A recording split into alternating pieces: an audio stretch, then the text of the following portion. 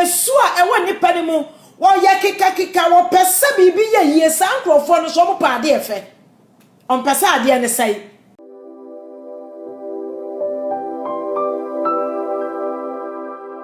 adomni animonyama shawma ade pachi na ade pachi se ya na ye wo na ye de animonyama mawo na no pay be ye kirekirefo e wo ya de sua yi mu ye kirekirefo wo ye ne wonante yi mu ma asem a ye be hye erade ento akoma biara e bete so na enante so anyi woni pankwa eda wase adomti amen oba nyame nhyira obia oba so samre nyame mo pa bisa mote mama nkan che yi hai na me ni Facebook for hwemanso be afi na ye wie ntino asaba back. Thank God I'm able to bring the message back again. And now no pay ye share esu ahodo a ye de enam ewie ase na wo partner no esu a ekuta no wo ba no bi esu ekuta no group bi a wo esu a ekuta no na ya share mesra wo answer bi na question bi a obetimi atro aba metimi a ye wo pese wo friend so a me de number be ma wo na wa frɛ me dru ba bi a yes ankrofo be frɛ si mo ma message na e basa enti no I just want to thank God for each and everyone's life. Obi biara brabo. Ye ka esu a sen na yeti eti esu ase esifa. Sen yeti esu ase esifa. Na esu ya ade a ehia. Na ade a ewo wiase a mepese obi a ti ase ne se everyone is different. Kwan ye Onyankopon fa so bo nipa bia no is different. You might probably think say and say me ba no yes me and say me kunu yes me and say me ire yes me say me siti esa na me pese wo bia ye but me nya ne sa me busuafo nyina ante sa. Why is it so? Yes, enim nyansa enchen Onyankopon wo hwe Nyankopon abode a obo ye nyina wabo obo odwan a tuntum ni fita ni yellow ni green ni nyina ni blue ni nyina ni white ni nyina eye wodwan but wo bia anko ni nesu.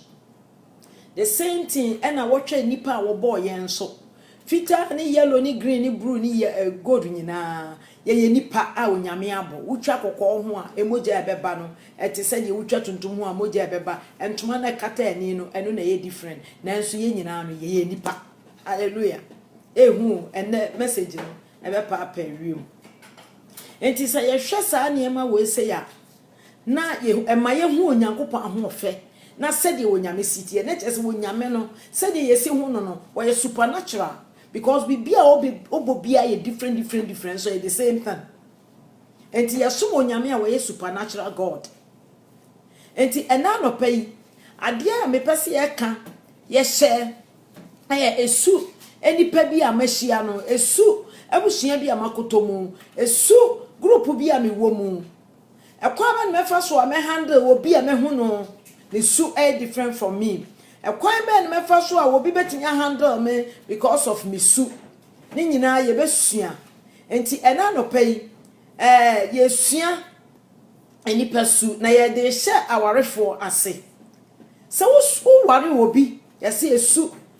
Ye ko worry no ebia mo na mafo ya maba ekura de na mutimi fifa fam plan ya de ase me hwe no me ye caution as de ende wo hwe ni suban okay na matata ho na che say edu ba bia na ma worry that's fine e go on so a wo matata ho no a esu no ntimi nkreke nti no wo magai ena me bi sa say what worry o woni ma me na worry woni papa na worry na hu no su ni ye woni ne etna ho but hu no su ni ya na obese wa worry no ohun kakra enso wa hu ni su ni ye ena ma ware ena sese mo ware esu bi ededa ne ho adi na ye wo su ni ye wo papa ene ye wo bone hello na ade a me pese emema etiase ne se wo hwa aware ye Nyankopon kreti ye ya wo hwe mu a wo se aware pa no emu 80% emma ewo experience ewo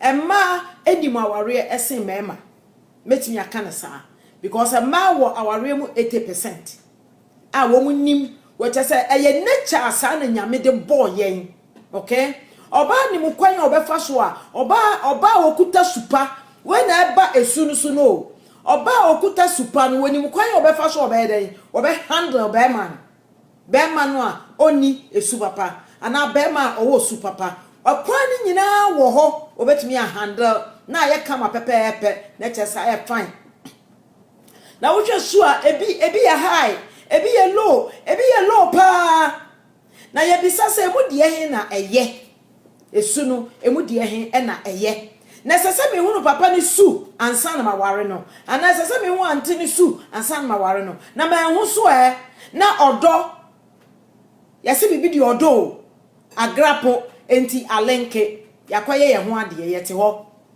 ye bobra ye ho ade de sese ye kan bra bobom na ye koso bobra na ye hwe de nyame de ye bedru enti akreke sa no esu no ebeden ne ho adi anokwasem ni sa ware musu ehya ase pia me nuanom enya de eda fom o eni soso eduru ba bia woduru ba bia wo so bejan because of ade bia wo hunu nti obi ani wa wotiri fo asampa kodo obi teme kwa aware na se ade bia wo ye nti na abo ne ho wo se mejan na eduru ba bia ya na busuafo nti ase ena wan kasa to wo so bejan se be ma wo so oba wo etimi to obi a okay ebono hu sa na okaso obeja ya na chese eye nyame moa ene mpaebo ene adofo kasa kire sort ya se because esubia bonu hu na wadwene se na me bekwa kire de ne besie onuanom eno na ya dwendwene ho ne hu se me kwa kire a de besie yi ebekwa akosi sen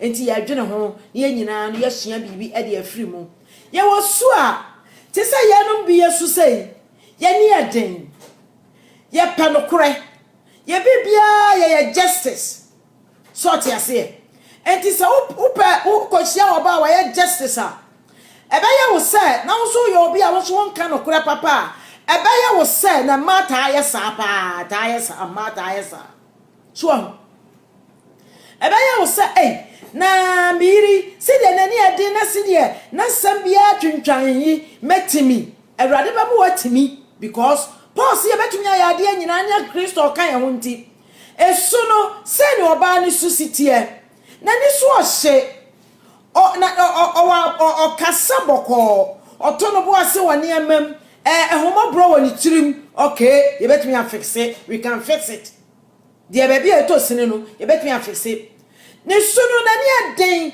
enso omo de otumi kasa na otumi ye bibia na ham jimi ka ho jimi dia no so no sort ya say enti wo hwe eniama mienu ya maboso ya wei ne ho dwo onkasa kura na wo ho bote wonya hwe eye bote ya se nye eye gidigidi ya se nye gidigidi pa so ya se nye enti se nyame wonya ye dan nyame wonya ye dani nyame ye bue wonya ye dani so ho enti adofonom eniama ne mi ensa nyina wo nyame de amaye no eye o eye ni nyina ne se meme ya gidigidi na wo so ya boko no de na wo ye de aboa me de na me so be ye de aboa wo boko no na ye nyina yetimi atena se oyire ene ekunu na yetimi abobra na yesu na ti ye mu no wonim se nipa se nyame be hyira wo na wo be pagya akowani mu a yesu bi eta watie hallelujah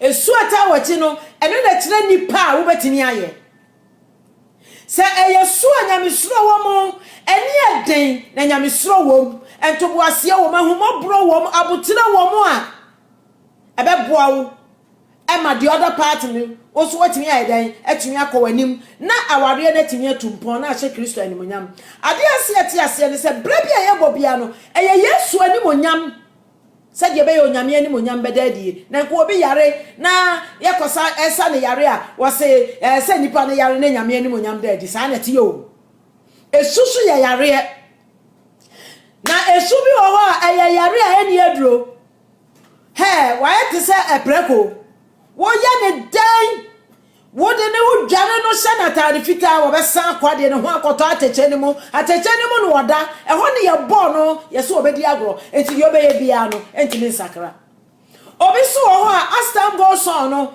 na eye heja so astam go so no na ahobrase e bam wo be hu na nyame suro ateki over enti ye hwe Nyankopon nsem a woka ye nyina wose kira bofra ni nyame wo nyina nani ampa so enti yesu na nyame dia ma ye ni nyina ye ye bisa se Nyankopon or the unfinished things or the unfinished woman and what ma bema enti ede na bema beye eze so osiesu no no wofa ebe bo no daache gidi boko mremre ni nyina eye nyame abode obi nim nyansa nche nyame na mpempe me hwa aware mu a aware eba imbalance ba ko osoro ba ko efom so oba no anya gidi a ama bema na anya mra na obema na gidi na oba no ayemre eyesa eneta pie aware mu enti say ye was sa niema wo ya so what I share 100% of our area emu 95% eye up and down so what you say enti say ye be hia sa na say me sunu mani adan me padwuma me ye boafo me chia de pa ba fie so what you say na say me kunu so ani emra esa say me kunu fa me sa na ba bia me tosini no waye den oboa men edru ba bia edin se nipa betimi asesa nanso so ebra wo pese wonu ane sesa no na wo so wo sesa wo sa na akwaye enti sa wo sesa na me so me sesa wo be hu sa enema nyina atimi aye kama na ahye Kristo animonyam enti se rade de obia ma sa bontene adamfo bi na wo benya baby na wo ba wono wo bi say Awurade ade we ya wo de ama me nya ne say na me sia handle no so when ma Awurade ba kire okwan a obefa so obedai wo be sia handle sa nipa yes me ba bi o free man me pesa ayi me ba ka kire etie message we so ti ase God bless you all enti as I say, you're working out your lifestyle, okay, to please God. See, about warrior. Bible say at some BNT yentimi nya warrior. What be shoot a jammy a warrior emfa emwa nyame mpreso. Se upa me mame kwa me mame wa nkyere se wa jama warrior du timi ware na ware bia mu so obenya akatua e wo nyame ho sa ne te enka se suni nti meja no enye ye nyame ama unfinishing person Awurade person will finish no now we are the perfect to the glory of God and so you need the grace of God. You need the grace of God. Enti maame na ni so ose but what the idea be fie efie enema ekọ nyina wo ye mu fakase no a mayam fawate na eye eduru ba bia na be ma no ebi kura na wo ka no kura no ntiase obefi se bia o hye no so enye nhye so o eya na eyesu a ewo nipa ni mu wo ye kika wo pese bibi ye yie sankrofo no so mo pa de efe on pese ade ne sai enti dru ba bia sa wo party na nti wase a ofi se wo hye no so eno na tam bia na de ntokwa aba na de awaregya ya aba so tiase enye nhye so sa na nyame aye no for you personally.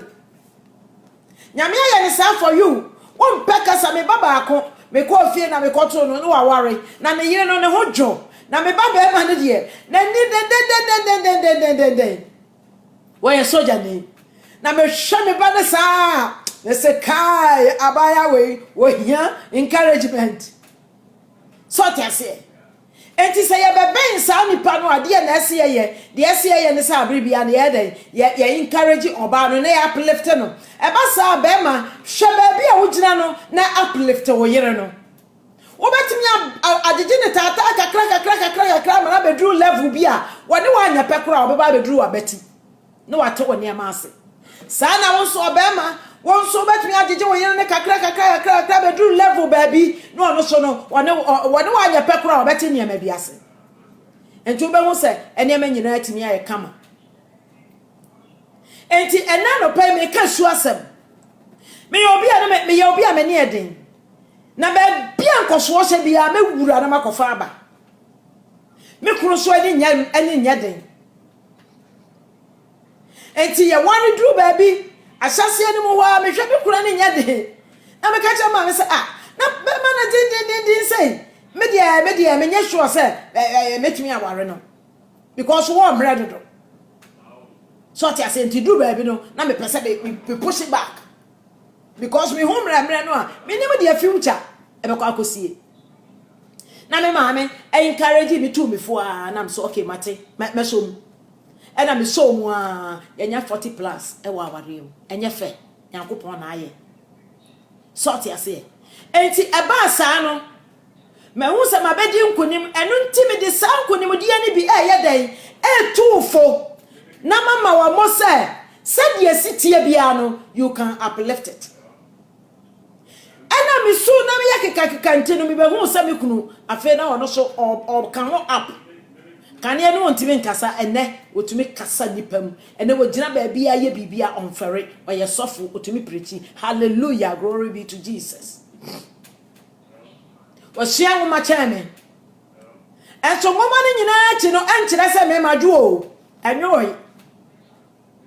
Enti se ye wo yire na se wo subi na ni suni ye din a. Peja no kakra bedru baabi. Fara ni die nyina ma no se oba onpe kasa na nso metimi aboa na menetimi aye.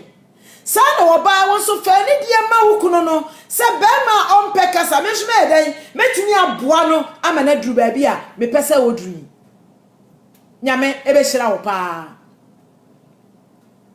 enye se wo ye jata o oba na ni so hye enye se wo ye jata enye se wo ye nhyeso enye se wo gi ade nyina aboso o na mmom no enipa na wo ma ni so hye no eya na wo mo pa ade efe eya wo mo sura asem so on trouble but on sura so say all venture situation ya eba me metu ase de wo sitie bia wo ba mehia wo me suro enso no ese ekọ no nyansam ebia na menim se me kọ no nyansam a ese me kunu etimi ye den oboa me na bibia me kọ no nyansam na asomdua aba so ati ase eduru ba bia nsakra ye eden enso ese emi aye ni esakra hallelujah so Bible say dey wodono no ene wo kananim ti duru ba bia ye kan ye ho anim na yete ho na nyame anim onyam egu so ededi sana me de eba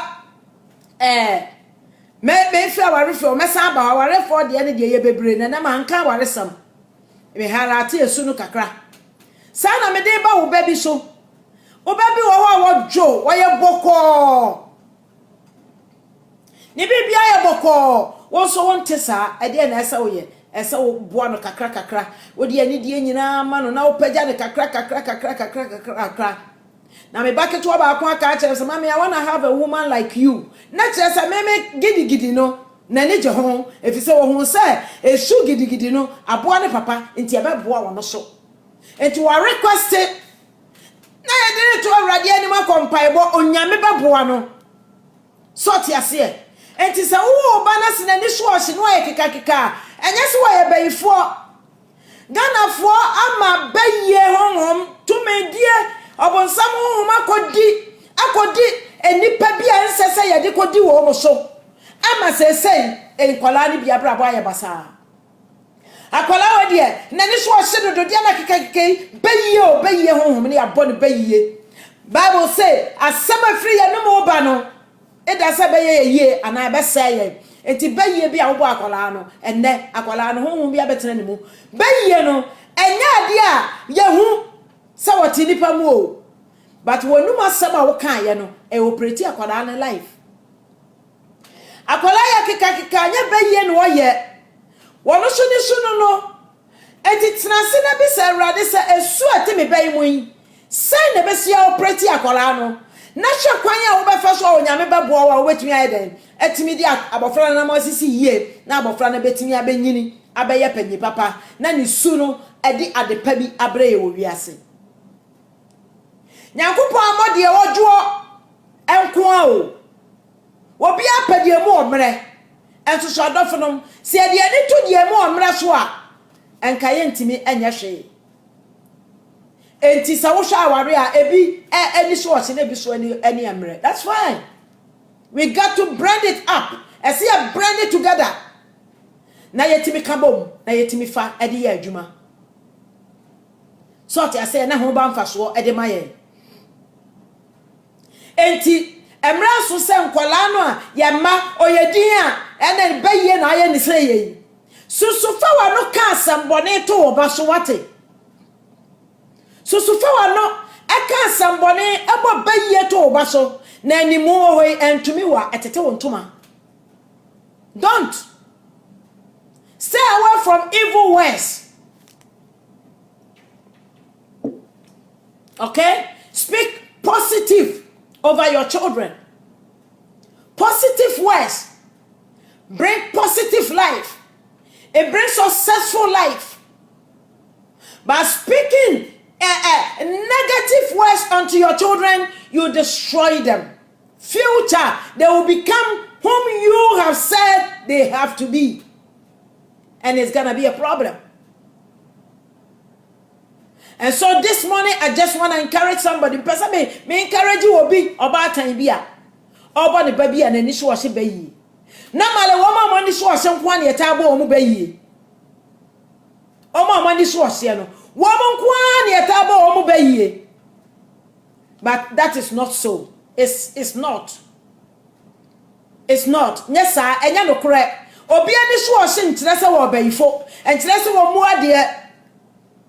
Enkyere se wo nya ni papa. No, nya sa na tie. Wonya obi anani so ohye na wona na onna nante abobra. Baby ade pebe biara onsuro so obekọ. San krofo no nyame ma o makuku oduro. E ma mo di face life, reality of life. Obu oho a ompekasa oyedin. Onko baby kura na ofere.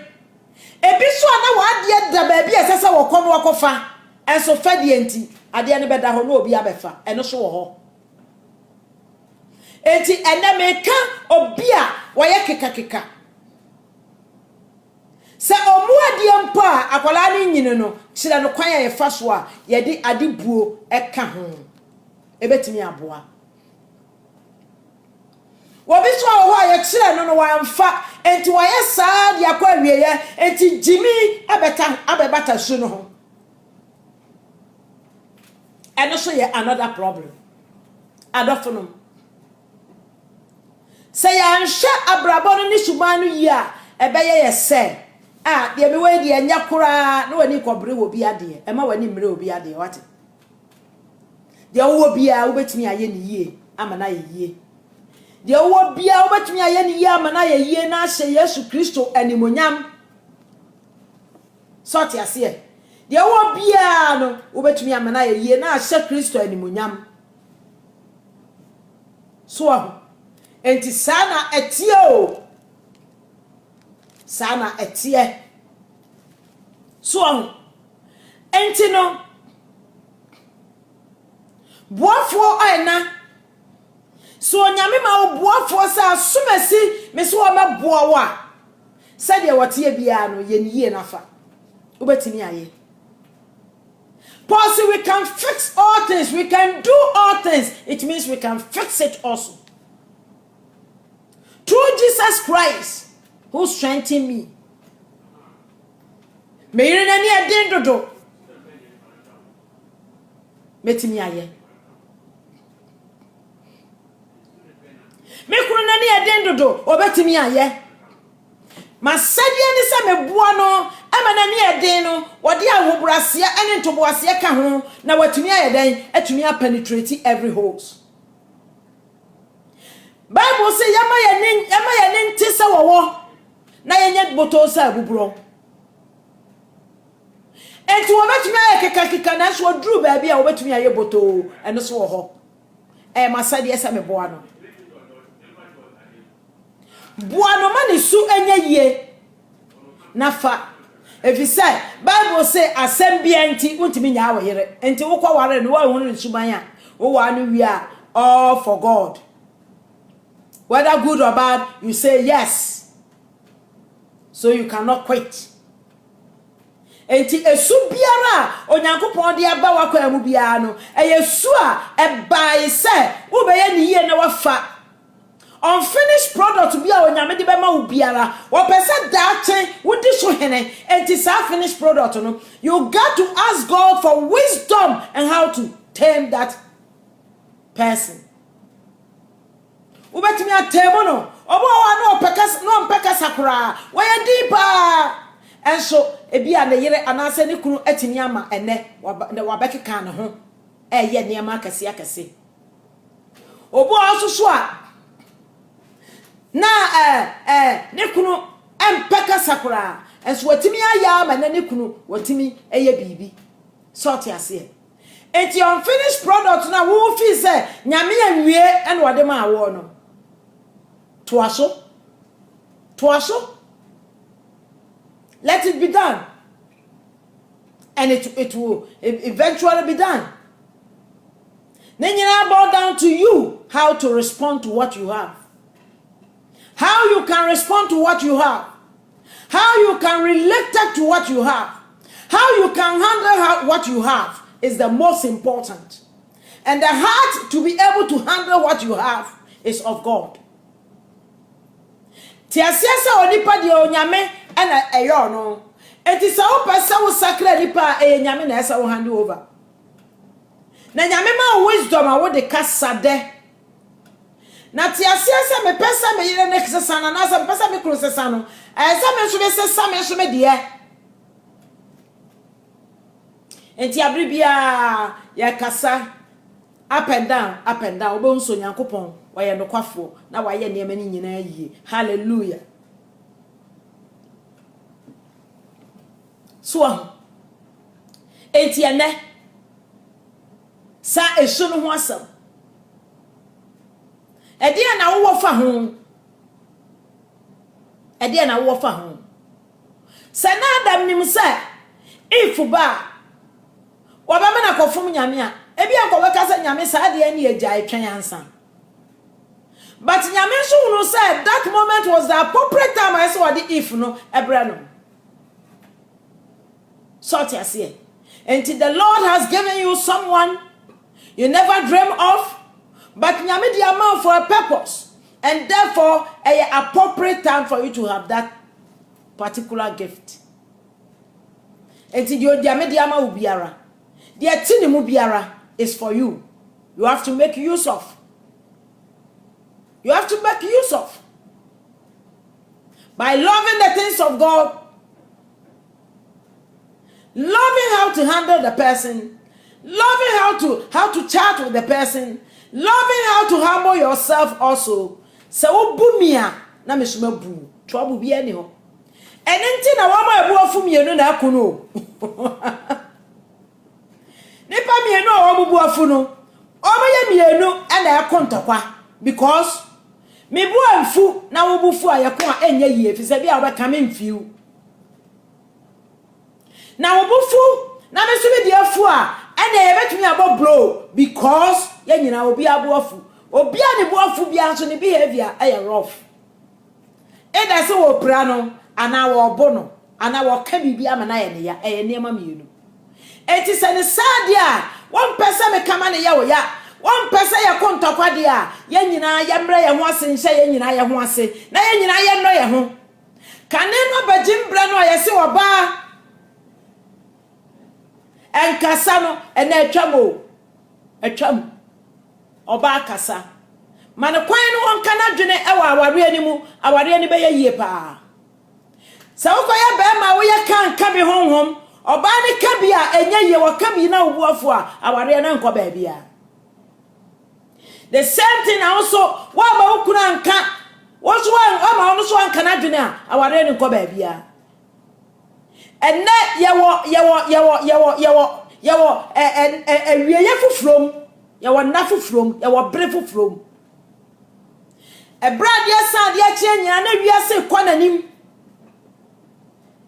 enti wo bampo a wona ne tie no fa ni die ma no And found it dear one more, the old peckers of any dear man, the old peckers are then it's was she for any dear man, Ninian, I, Yamina Mausa, who tell you our mother who do different ye. Sort I say. No be a casa be ben penny one some dear, well, Kawaro, baby, or Bana Behano, on Hano. Or Banyan Safon, Yamibaman, or Banyan Safua. One went penny once around your penny once, and was what the other Pabefi. Na this was so why German for any upon somebody so she any bia. Tutu. Our yesterday. Tutu. Na this was say and so any answer for what can some at twice some so. What the be organizations be mo a ye. What to me pe or pejuma. And then we are see away. So penyame na pejuma. Obey mobo. Sa umpenya me na umpe no kura obeye mobo. Sa umpenya me na umpe asomdua obeye mobo. Enti nipa bebre are stressful e wo wiase because they can't cope what they have. Enti na wiye yi. Sadia wo yire sustie. Sadia wo kunu susitie. Sadia enipa ne sitie bia. Onyame di amawo. Eya when you say eya unfinished dia, then you have to finish it. You have to finish it. Ya be ya de bia opese wo ye ne bia bia no kai na hu se wo wom. Entokwa wom. Entokwa wom.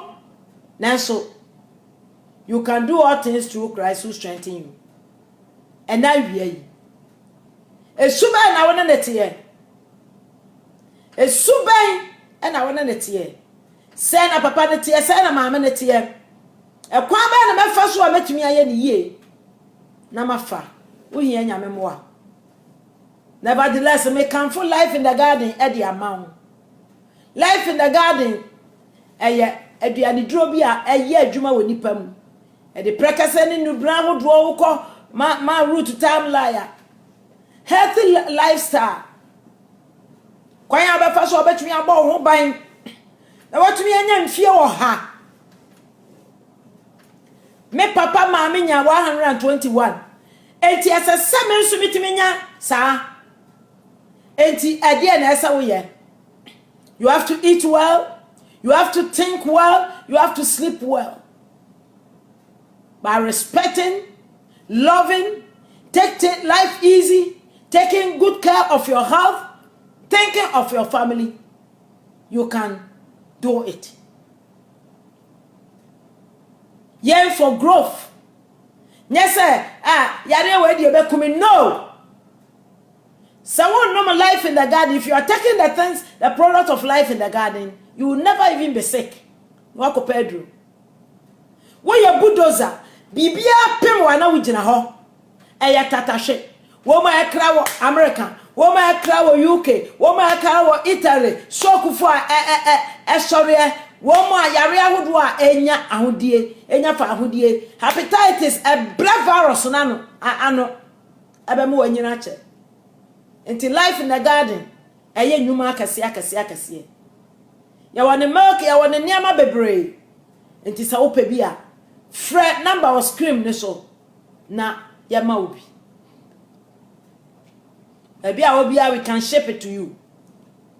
Life in the garden you need. And so this afternoon I am talking about a character, behavior. Whether good or bad, you got to take it and to fix it up. Nothing is bad in the sight of God. When you show now who say any pana obana menete wanye be mana menete wanye e wo wani so anyame ani so no ohunu say nye abrabo nyina ya botere kasa kire odonto boase wo buo me bofo ameka dia ba wo madwene mu nyina kire wo eno so wo ho ba abre bia na esra urade se omo aye nti ne ya behunu nyame no urade boa yen na abufuo mpo enye sedie enti abribia wo pesa woni esu bia woni ne tie wo hunu sedie sitie a sere wo nyame nyansa wisdom, it will carry you up towards whatever. What a home. It's an area. So when sa can audio na wutie bia no wa so ama wonu bi. If you say Abraboya ya boy eyesu ni ade bobra no. It does say me su ebe ma metimi abobra pa ana me tu ebe ma metimi abobra bone eye ne ma me yenu. But we are talking about esu a wisdom, onyame wisdom eka ho. Esu a onyame nyansa ka ho, sa esu no. Wo hunu wani so say ano odin chan enso so emfa so obeba so. Abribia no kuta sa so a you are proud of yourself. On fellowship tokro bia wo bewuram. Eno ne yese, why a fighter. Emre bi me kai se na Obama kasa na obo ne yira baso o se me da nyame asema me yire se ono na wa mama ye Obama enya me yira anka akonwa yi enka mantimi amedi hwe me ti wona ma bo me nsam emema na montimi nkan fo mo yire no no se de o mo sitie no eye bone why eye bone kan fo no se de o sitie biara papa na kan fo na yire mama ni je na me bom nsam ma isra nyame nhyira de ma no awrade nhyira no sa wakai de ete no ho na eboa no obu wa wani nkai sa emo biara wodi bo biara nya ne fe eye ne fe so oni anu a wode ka tito da bia so oba ne te sa no obisa sa na me kunu nsa no ositie edru ba bia no oba na be ma bi ya ungrateful. But ungratefulness, what the ye be enye ye. A brass ani pano, bema bi owa, na yine no kwa na nimu na ye ne ya. Enti dru ba bia esese ye de ayi, e de esika siesie. Eye wrong. Eye wrong. On person yine ne ba kwa na nim. E ma bebrebe di adanse ya meken. Obano ekona no oye adwuma ne adwuma ye wonya sika cha ni kunukura no a eda so obekorokoro no be ma nyansafo bi obekorokoro no wa diska na kodia na wakose no enti obane bebre na be ma ne sika no eduma bia na ya na oba bisasa why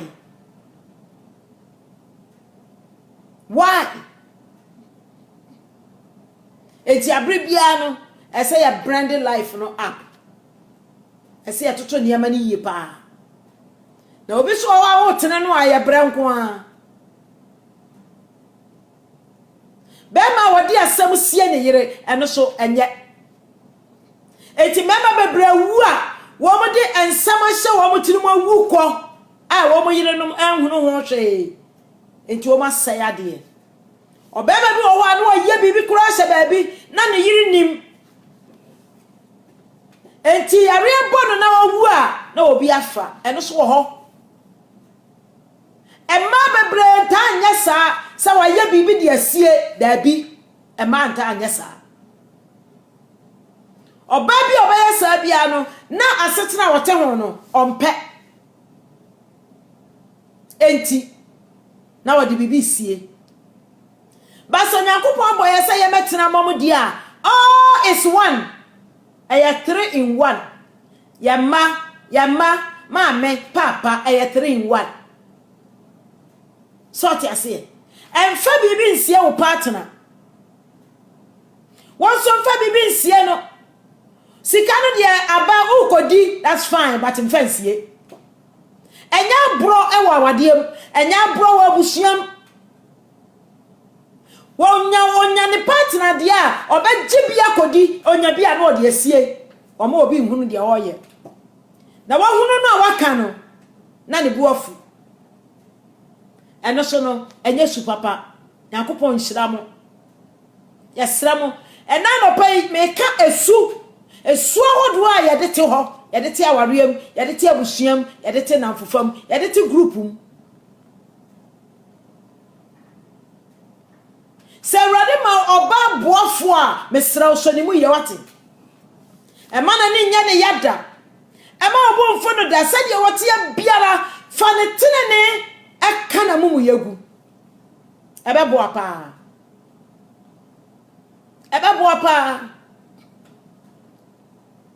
say yesa abribia no yebetumi akoya nim sa warefo sa busua so na say anya sa dia ene abribia no ebeye problem be yire ni so hyedodo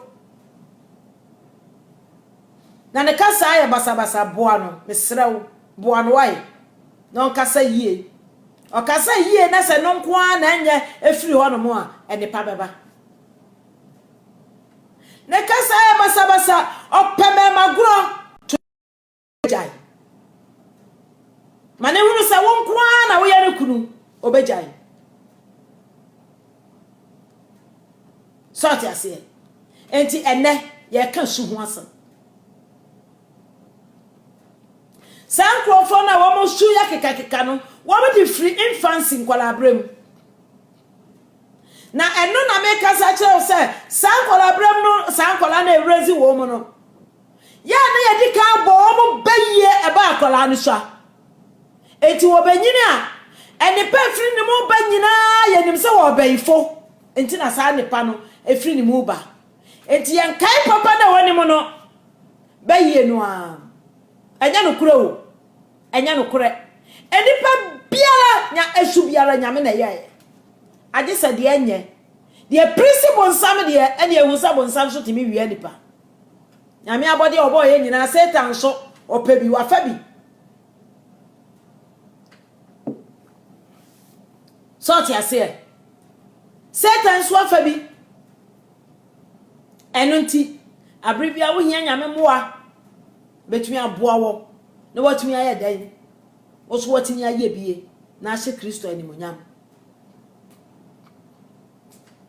enti ana no pai emo ba baye se na ni so hye amo ne baye se wo ye din so amo ne baye Bible say ka kire me ye da ye numu yi anu na sira o esira na sanso adome enti de waka fa oba no ho bia no expect se bebam Jewish for me teacher bi no a Jewish our high school abrochire enti na ya talk ayi as ye share family talk and waka se hwe Jewish for anopa bia ana family ni shia wo mutu nkwala no fo no ma ya da mo shia dinner na say breakfast and lunch a wo mutu nkwala no fo no ma papa so eniema kase wo be doctor wo be president wo be prime minister wo be MP no ma kan gu nkwala no so no case am pass nkwala no be nyina the same thing comes to pass adenti na ye de ebe ya no ani ye dome ye ma ebe ya no ani ye dome ye yere ebe ya no ani ye dome ye kunu ebe ya no ani ye dome ye ba enye enome no emra so esi ejaye kansampa mane mram akwala ne ni so hye de enkura kansampa mane mram obetini aye boa oba no na onyini ye na nhye Yesu animonyam ade fon bia ni wanya nipa na ye ni ye nti obetini aye me ame no kase me tuwa me mfa no hwe free me kwala abramu nyina o na maame bi ka asem bi kire me maame wose maame sai wa wo ba we se hwede ye pa na kwala we da to na be kwa buru kire abehwe wo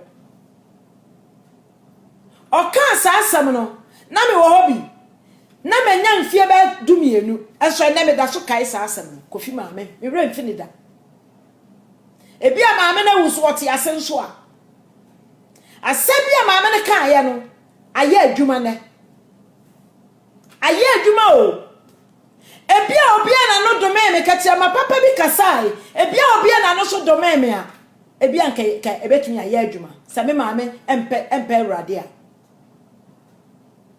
enti ye bia ya no kansam papa tu ya maso a ede abrabo papa etimi pagya akola no akola ni nimade abata bebre akola ni nimade Teachers for be harass akwala no especially brochi o muta esa pa. Oba ta no so be so wani ma de ni onko sua adwuma. No way. The teacher for be ka biara me kuro se da bi. Ye fa no nkoto class we was da bi. Wo be hu na akwala no be wi university. Baba ko wi university na eye wo mo nwanwa. And you don't allow anyone to tell Obasa where you're dummy. No. Obia Ankone said he was singing. Obetumi aba. Abe drum pempenso onyame. There's no dummy person onyame abo. No. Even the donkey onyame de ni ye bibi. Ehye ni din wan onyame. So ti ase. Enti ene esu ho asem e na ye ka. Enti no tie na tie biem na sa tie biem tokro bia wo de me bebra wo bia me kom nsuro ba bia bia hye bia be kokofa ba fie akwaya fa so di nyansa kreti adwuma enya bibidie ekom nne me da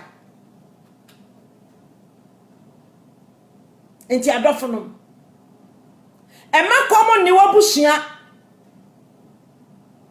onya kwasia wo betimi aye bibi enipa bia ni wa o wasase we se so nyame abo na wantimi nya bibi enhye nyame animunyam se dia wotie bia la nyame na aye wo saa ba erade expect se wo ba dono no wo boa na wo pia wo na watimi akọ you can do all things through Christ who strengthens you. Arise and shine, for the light has come. The light has come on you. And therefore let the fire of the Holy Spirit burn in you. Arise. I say arise to take your position. Arise to uplift your marriage. Arise to uplift your children. Arise to uplift your family. Be a hero in your family because of who you are. You are a hero to come. You are a hero to come. When a hero wabusiam, say you are a hero. Let it be so and let it be done by the will of God. Onyame betimi aboa. And na no pay. Esu. Ya yesu ye. Yesisa su. Ema ne ya adepa. Kronfo bi kura ho no mo a. Enamfo bi na adada no. Na nkrofo abatumi ayadan nkrofo abatumi ayadan akasa amanyankopon ni monyama dadi. And I'm talking about behavior esu yebetumi aye ni ye yebetumi aye esu ni ye by loving God, walking in the will of God. Allow the Holy Spirit to transform you. Bible says when the Spirit of the Lord comes, you will have power to overcome every challenges. And to challenge biara, whether sickness, whether situation, whether everything in the life of your children, your marriage, your lifestyle, your family, you can turn things around. Hallelujah. You can turn things around. You can let it happen. Obetumi aye. Paul say obetumi aye niam nyinara enam Kristo awo hye so no kan ya ho na ne tire ne abasada ye so nti. Eno nti na esu biara ekuta wo biara no.